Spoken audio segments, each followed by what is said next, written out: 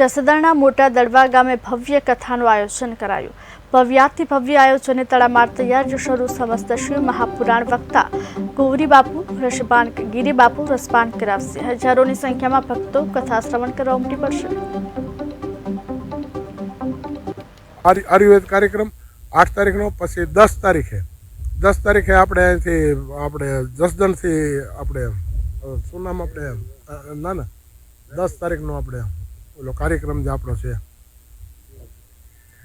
કથાની અત્યારે તડામાર તૈયારી ચાલી રહી છે। તો કથાનું આપણે અત્યારે આયોજન કેટલું છે અને કેટલે પહોંચ્યું છે? કથાનું મેજોરિટી લગભગ આયોજન પૂર્ણ થવાની આરે છે।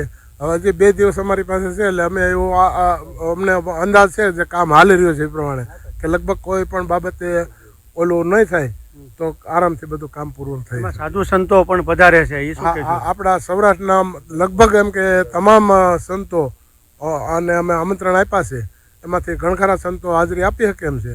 એમાંના આપણે આત્માનંદ સ્વામી બોટાદ હળદળ, પછી વલ્કુ બાપુ આપણે પાળિયાદ નિર્મળાબા, પછી આપણે અહીંયા મુક્તાનંદ બાપુ સાપડા, પછી શેરનાથ બાપુ જુનાગઢ, મહાદેવગીરી બાપુ જુનાગઢ, કરસનદાસ બાપુ, રાણા બાપુ, લગભગ સૌરાષ્ટ્રના સંતોને આમંત્રણ આપ્યા છે।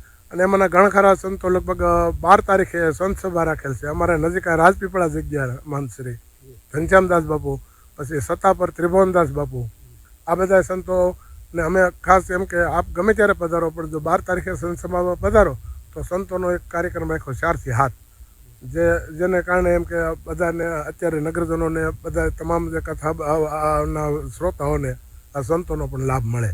કથામાં અત્યારે કેટલા માણસો અત્યારે કામ કરી રહ્યા છે અને કેટલા એમાં સભ્યો તમારે ગોઠવણી કરી રહ્યા? કામ અત્યારે અત્યારે આપણે આમ જોઈએ તો લગભગ 500 થી 1000 સ્વયંસેવકો અને 300 જેટલા બહેનો એમ કે ગામમાં પૂરજોશ તૈયારી કરી રહ્યા છે। જી, આપણે આ હતા આપણે દડવાના સરપંચ ભૂપતભાઈ વાળા, જેઓએ આપણને જે ગીરી બાપુની કથા વ્યાસાસને છે બેસવાની છે એમની પૂરી આપણને માહિતી આપી। KTV news Upendra Teriya, Jasdan. નમઃ શંકરાય ચ શિવાય ચ। ભગવાન શ્રી ધીંગેશ્વર મહાદેવના પટાંગણમાં અને આનંદદાસ બાપુની આ તપસ્થલીમાં એક ભવ્ય અને દિવ્ય મહોત્સવનું આયોજન થયું છે, જે મહાશિવ પુરાણ એક એવું અલૌકિક વાતાવરણ આ દડવાની ભૂમિમાં અત્યારે સજાઈ રહ્યું છે કે જે ખરેખર અહીંયા આવીને તમને એક આહલાદાયકની અનુભૂતિ થઈ રહી છે। કારણ કે આ તપસ્થલી આનંદદાસ બાપુની છે। અહીંયા સ્વયંભૂ મહાદેવ એટલે ધીંગેશ્વર દાદા એ સ્વયંભૂ છે, અને સ્વયંભૂ છે એટલે આખો ઉત્સવ પણ સ્વયંભૂ જ છે। સ્વયંભૂનો અર્થ છે જ્યાં પોતાની ઈચ્છાથી જોડાઈ જાય એને સ્વયંભૂ કહેવાય। એટલે ખરેખર આખું દડવા એ સ્વયંભૂ રીતે આ મહોત્સવ ઉજવી રહ્યો છે। એમાં ભવ્યતા પણ છે અને દિવ્યતા પણ છે, અને સારું ગામ એનાથી બાળકો, વૃદ્ધો, વડીલો, માતાઓ દરેક પોતાની કંઈક કૃતિ, પોતાની કંઈક આહુતિ આવડા મોટા યજ્ઞમાં આપવા માટે થનગનાટ અનુભવી રહી છે। આપ કેમેરાના બાજુ ફેરવીને જોઈ શકો છો કે એટલા હજારો કાર્યકર્તાઓ આ મહોત્સવની તડામાર તૈયારીઓમાં છે। એમાં બહુ મોટું ભવ્ય રસોડું છે, એમાં લોકો આવીને ખાલી ભજન નહીં પણ ભજનની સાથે ભોજન પણ કરશે। જે જ્ઞાનની અનુભૂતિ થશે પણ જઠરાગ્નિમાં પણ એ આહુતિ આપશે, એટલે અહીંયા ભોજન પણ સાથે છે। આખી કથાની પાછળનો ઉદ્દેશ એ ગૌ માતા છે।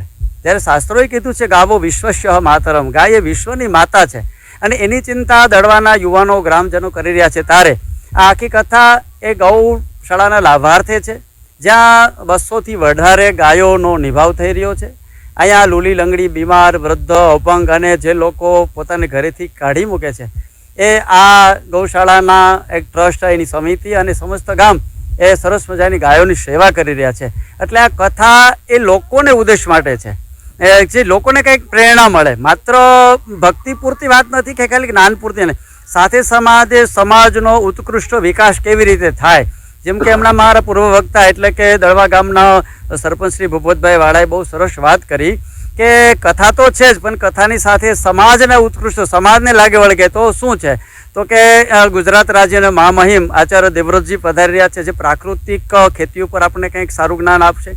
સાથે સાથે આયુર્વેદ જે આપણું ગ્રંથ છે એ આપણને લોકોનું આરોગ્ય કેવી રીતે સચવાય, તો લોકોની દિનચર્યા અને લોકોની ઋતુચર્યા કેવી હોવી જોઈએ એના ઉપર ઝીણવટભરી માહિતી આપશે। સાથે સાથે રાષ્ટ્રભક્તિ વધે એના માટે બિટ્ટા સાહેબ આવી અને રાષ્ટ્રભક્તિ વિષય પર કંઈક સાથે સાથે લોકોનું મનોરંજન જળવાઈ રહે। 7 તારીખે જે સપ્તાહ ચાલુ થશે આપણે શિવપુરાણ, બરાબર. એમાં આજુબાજુના ગામને અપીલ કરી છે કે બધાય આવો, બધાય સાથે કથાનો લાભ લે અને સાથે ભોજન કરી, બરાબર. અને બીજું અમારું એક એવું ગોઠવું છે કે ગામમાં જેટલી ગાયું છે ગામની, કે 2-3 હજાર ગાયું છે, એને 9 દી અમે નિરણ નાખવાના છે, બરાબર. પછી ગામમાં જે આખા ગામ વિસ્તાર અમારા 10 કિલોમીટરના એરિયામાં આવે ફરતોય, તો ત્યાં બધી કીડિયારું પૂરવાનું છે. પછી કૂતરાના માટે 30 મણ લાડવા બનાવવાના છે ગામના કૂતરા.